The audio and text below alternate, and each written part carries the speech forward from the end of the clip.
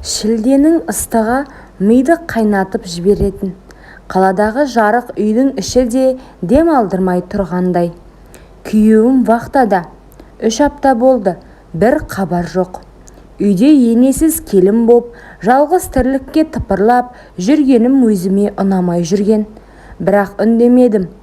Қайынағам, күйеуімнің туған ағасы, жас, салмақты, үндемейтін.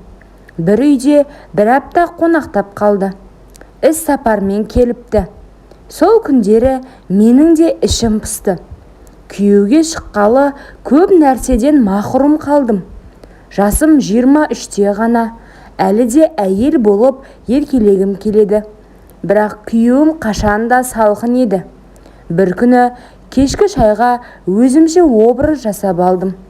Ақ, жұқа әдемі жаздық көйлек. Көйлек үстіме жабысып тұрады. Жіңішке, иықша, артым мен алдым анық көрінетіндей жұқа еді. Іш көйлек кимедім. Не өзімді еркін сезінгім келді ме, не бір ойнақылық боларын күттім бе, білмеймін. Кейде әйел іштей сезеді ғой. Қайынағам дастархан басында қарсы алдымда отырды. Мен нан турап отырғанымда ол көзін көтермей, сен көйлек ішінен ештеңе кимепсің ғой, деді. Дәл маңдайымнан ұрғандай сөз.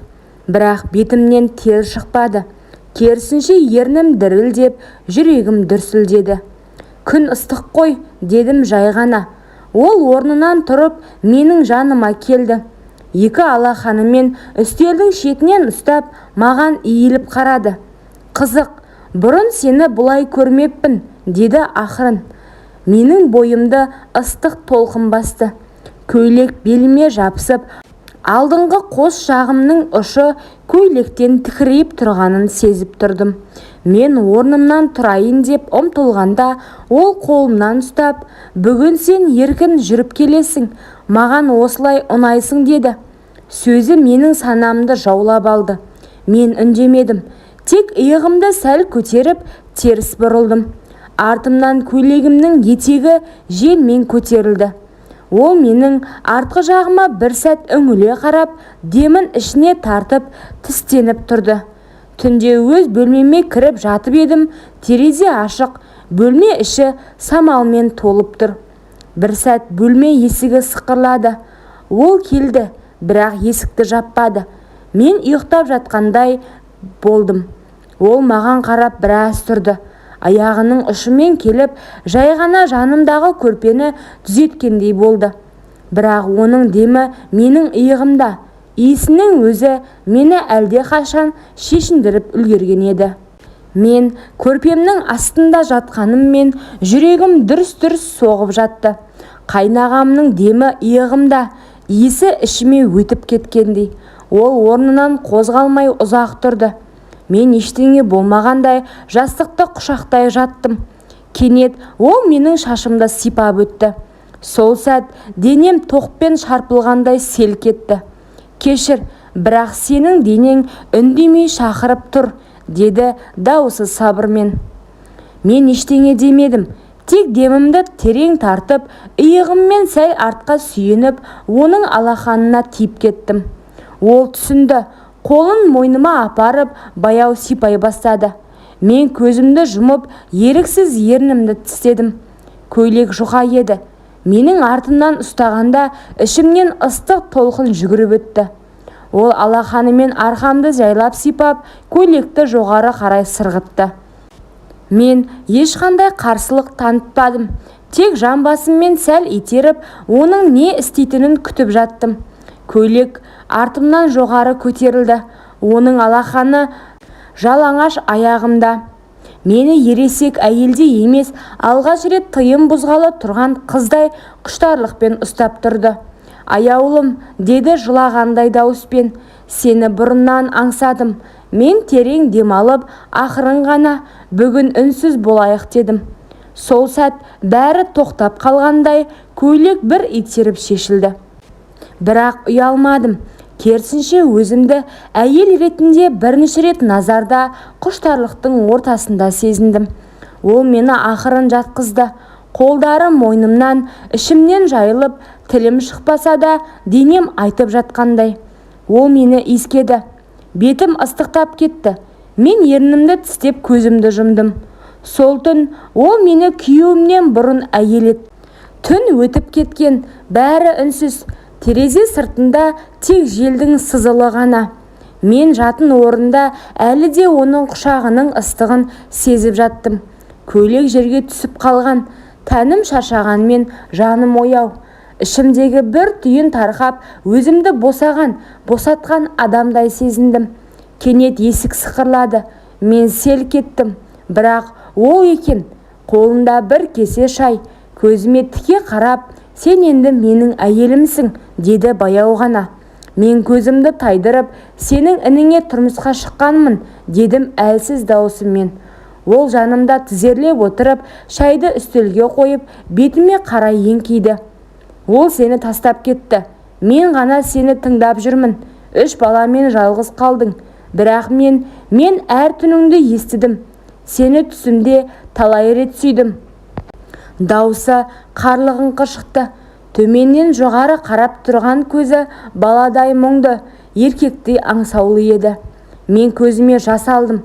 Бұл ұят па, әлде жұбаныш па, айыра алмай қалдым. Ол менің қолымды алды да баяу ернімді сүйіп, алақаныммен бетім басты. Сенің денеңнен кеткім келмейді, тағы да, деді. Ол қайта тізерлеп, менің тіземе қолын апарып, баяу жоғарылай бастады. Мен ыстықтан дір ете түстім. Тоқта, дедім жай ғана, бірақ денем тоқтамай жатқандай. Ол қолын тоқтатпады, тек сұрады, сен мені қаламайсың ба? Мен үндемедім, бірақ сәл ашып өзім-ақ жауап бердім. Ол жай ғана күліп маңдайымнан сүйді. Бүгін ешкімнің келіні емессің, тек менің әйелімсің, деді. Күйеуімнің дауысы түнгі тыныштықты тіліп өтті. Сен мені мазақ қылып жүрсің бе?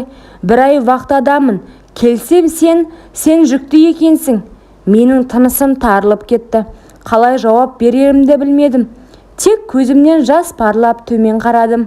Сен үндемеген сайын күдігім арта береді. Кімнен бұл бала? Кімнен?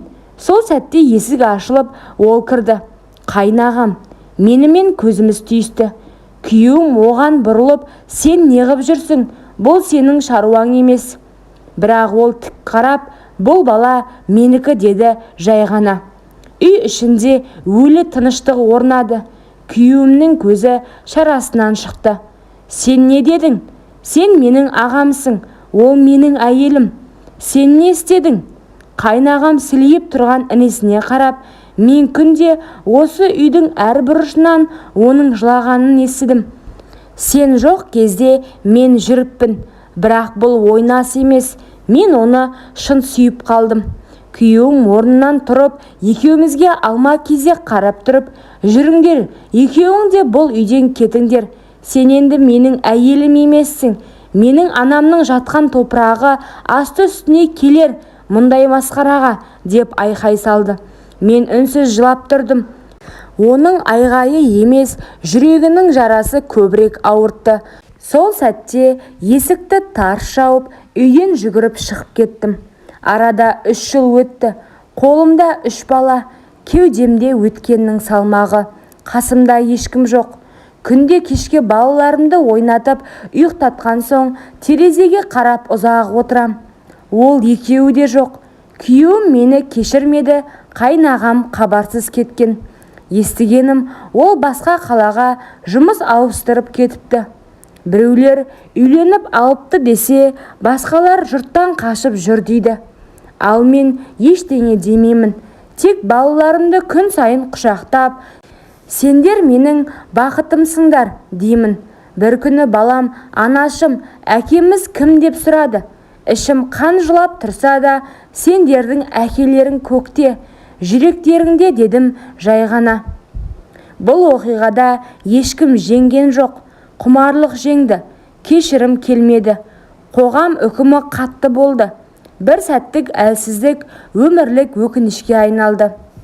Бұндай қателікті қайталамаңыздар.